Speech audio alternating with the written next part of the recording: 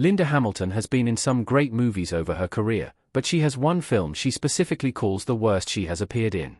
Hamilton enjoyed her breakout thanks to the Terminator franchise, where she played Sarah Connor, but that was only one film in a long, successful career. Early in her career, she also took on a role in a Stephen King adaptation, but she doesn't have very positive memories of that film. In fact, Linda Hamilton called it the worst movie of her career. That said, the movie Hamilton Hates has become a cult classic, and its success proves Hamilton is wrong in her assessment. Linda Hamilton calls Children of the Corn her worst movie. In 1984, Linda Hamilton starred in the Stephen King adaptation of Children of the Corn. Directed by Fritz Kirsch, the movie is based on a short story from the Night Shift collection. It follows a young couple, Hamilton and Peter Horton, whose car breaks down in a small Nebraska town, where the adults are gone, and the kids are killers. Hamilton spoke about her career in 1992 and said that she had a few disappointments in the past. While she loved working in the Terminator franchise, she had only bad memories of Children of the Corn. It was a harsh critique of the movie, and while Hamilton has every right to regret the film. She said in a later interview that the film kept running out of money and that key scenes were not filmed due to a lack of funds. However, despite the problems, Children of the Corn is much better than she might remember. It is also important to note that Linda Hamilton was early in her career when she made these comments. Children of the Corn might have been her worst movie, but it was only her second role. She also called King Kong Lives ridiculous, and she was clearly comparing her films to the Terminator franchise at the time. Children of the Corn remains a cult favorite. Children of the Corn is not the best Stephen King adaptation, but it has many positives that have helped its reputation over the years. Honestly, the worst parts of the movie might be the main protagonists, with Hamilton and Horton's characters mostly forgettable. The true stars here were the villains. Both John Franklin and Courtney Gaines have become iconic horror figures in the decade since the release of Children of the Corn.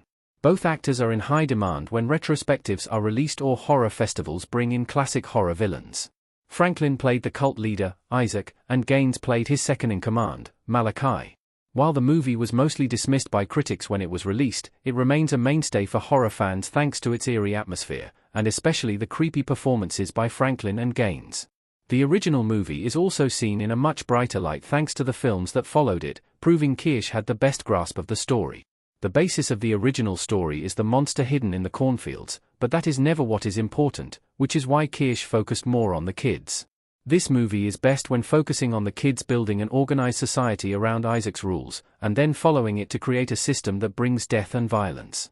In that aspect, the original Children of the Corn movie worked best as a horror tale.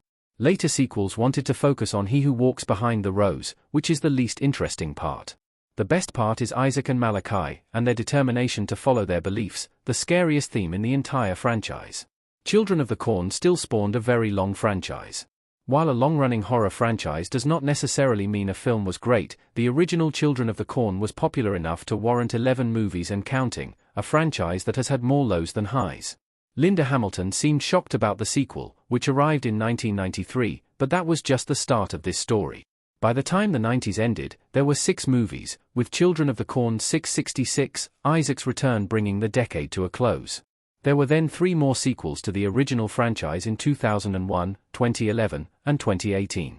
On top of that, there was a 2009 remake made for television and a 2020 reboot by director Kurt Wimmer. Of all these films, the first Children of the Corn remains the best of the bunch. As the Hellraiser franchise has shown, movies that continue long after their heyday drop drastically in quality, and that happened here. The original was a low-budget affair, so that speaks volumes about Fritz Kirsch getting what he did out of his film. That is especially true when looking at the 2020 reboot, which was supposed to fix the problems of the original franchise. Kurt Wimmer, who has seen success with movies like The Beekeeper, couldn't get it right and watched critics shred his film, which has an 11% Rotten Tomatoes score. If anything, the original movie wasn't mediocre.